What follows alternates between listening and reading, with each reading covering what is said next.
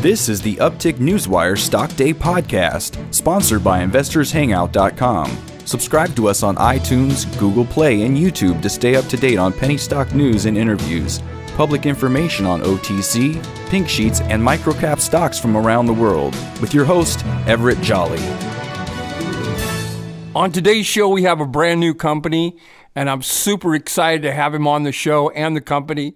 I guess you could say they came on the radar about a couple of months ago. We're talking about India Globalization Capital. They trade on the New York Stock Exchange, ticker symbol IGC. They're trading around 91 to 93 cents a share. And with us today to talk about the company and some of the new products and the new direction they're heading to is the CEO, Ram Mukunda. Ram, thank you very much for coming on the show. It's a pleasure to have you on here. Hey, Everett. Thank you very much for having me on. Give my listeners a little bit about statement about the two lines of businesses you have, and then I want to get into the Q&A. Certainly. We have two lines of business. One is what we call the legacy business, which is an infrastructure business, and that's how IGC got started in about 10 years ago. And that's a business that we're continuing to do, and it's based out of India, Hong Kong, and Malaysia, so essentially Asia. And the other line of business is the cannabis pharmaceutical side, which we started about 3-4 years ago. And we've been doing a lot of research in that area, and we are ready to launch one of our lead flagship products. Well, let's talk about that product. It's an amazing product. It's your AD1. The origin of it is Hyalux. And where did it come from, and how did you guys come up with this? Well, that's a very interesting story behind that, Everett. We've been researching cannabinoids, and a lot of companies that are doing this. We started about 4 years ago. We filed about 6 patents. We're working on several more. And this particular product, which was codenamed IGC 81, which is now Hyalux, is something that we acquired. The formulation for this was acquired from work that was done by Dr. Chuan-Hai Chow in the University of South Florida. And he's been researching cannabinoids for many years, about 6-7 years. And he discovered that that THC in certain ratios is very useful for treating Alzheimer's patients. And so Hyalux, we took all of that work and we essentially acquired the rights to that. And we created a formulation based on that work. And Hyalux is a liquid formulation that we are going to market for treating patients who have Alzheimer's disease. Now, did you have to go in front of the FDA and get approval and try it on animals and try it on human beings? Where are we at in that process? That's a very interesting question. We are following essentially 2 pathways. The pathway that you're referring to is the FDA pathway, which involves going through clinical trials, phase 1, phase 2, phase 3 trials, and eventually you end up getting a pharmaceutical product out of it, which can be used to treat a disease. Now, we're following that pathway, and we're at the early stages of that pathway. So we're in what's known as the preclinical stage. But there is another pathway, and that is getting a product that has cannabis or cannabis extracts into dispensaries. So as you know, in the U.S., many states have essentially allowed medical cannabis. They're medical cannabis states, and Alzheimer's is a disease that is something that has been approved. So we are going to get our product into these dispensaries. So the first thing you're going to see is us taking this product to dispensaries and selling them in the U.S. through dispensaries. And also we can do this in Canada. We can also export from Canada or from anywhere else into Germany. Many other countries have also allowed medical cannabis. So it's really a dual pathway. One is getting to revenue and getting this product out fairly quickly.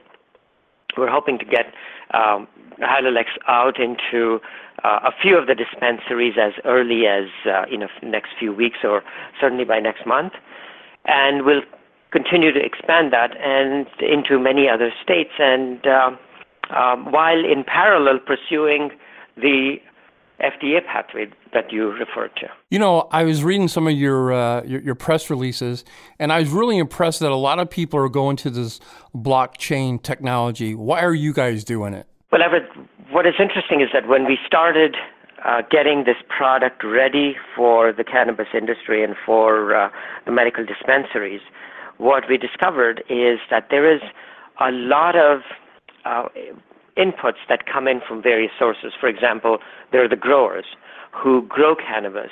We want to make sure that it's organically grown. It's grown under very strict conditions, no pesticides, none of the toxic elements that are usually used in other types of grows come into these particular grows. Absolutely. That's one aspect of it. And then, of course, there is the extraction process. And in the extraction process, we want to be sure that none of the gases that are used to extract, remain. So it has to be a very strictly controlled environment. That's another area. And then you get into the dispensary where the product is sold. And even there, you have to follow a lot of the state regulations for labeling, for marketing, and those kinds of things. So all of these, if you think about it, these are all ledgers, and these are all various inputs that, and we sort of think about it in terms of distributed ledgers, which we are creating a blockchain application that follows each of these. So there's input from the grower, there's input from the processor, so that when someone walks into the medical dispensary, there's essentially a barcode that they can click on, and they'll be able to see where this product comes from, so that they're assured of the product origination, of the process that was used to create this, and for that particular bottle that they're going to buy, so they can be assured that it's organic, it's got all the right elements in it, and all the right processes were followed. And that's the blockchain application. My guest today is Ram Mukunda. He's the CEO of India Globalization Capital. They trade on the New York Stock Exchange. I want my listeners to take a look at it because I think they're about to turn the corner and really blow up. Their ticker symbol is IGC on the New York Stock Exchange. They're trading around 91 to 93 cents a share. There's probably about 23 to 33 states that have medical marijuana cards and stuff like that. So what's the process from here that we get those products in those different dispensaries? Well, we're talking to several states, and we're talking to several of the processors in these states. What we'll do is the process essentially involves us getting a grower, a processor, and dispensaries to sort of line up and produce the product itself would be produced by a processor. And we would then enter into relationships with dispensaries and get this into the dispensaries. Once it's on the shelf, we will then start to market this product directly to Alzheimer's centers and educate some of the caregivers there about what this product can do for them and how it can alleviate a lot of the symptoms that moderate to advanced Alzheimer's patients manifest. Do you have a time frame of when this product will be out at the dispensaries and when those revenues will fall on the first quarter or second quarter balance sheet? We're hoping to get revenue from this product in the June quarter. So pretty much April, May, June, which is, we have a March 31st fiscal year. So that would be our first quarter, but it's the June quarter. Right. So the idea is to get this out into select dispensaries, over the next couple of weeks, and then start test marketing it. We already have the packaging ready. We have the name ready. We have all of the labeling ready. The process to produce it is ready. So it's just a matter of us now getting it into a few of the dispensaries, getting some feedback from them, and then expanding from there. Ram, you spoke earlier about you had like 6 or 7 patents pending on that.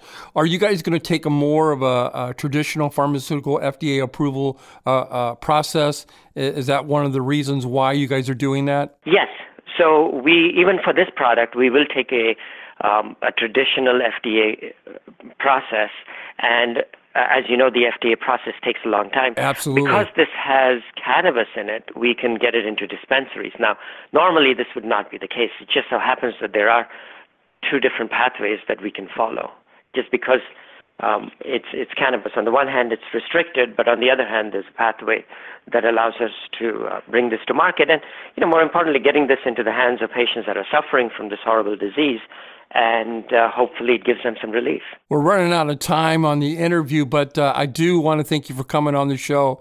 In closing, is there anything that you would like to get out there to the listeners that maybe we didn't get a chance to touch upon? No, I think we covered a lot of it. I think we are very focused on getting this product to market and into the hands of Alzheimer's patients as well as the caregivers, and we will follow up from that with other products that we're working on as well. I want to thank you for coming on the show.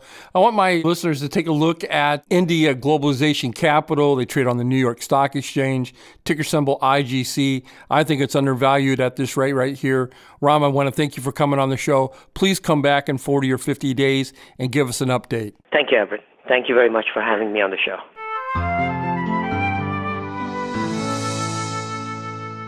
This program is entirely sponsored and produced by Uptick Newswire, LLC, which is responsible for the content. The opinions and information provided on this program are those of the guests and those of the respective companies they represent, and do not necessarily reflect those of the staff or management of Uptick Newswire.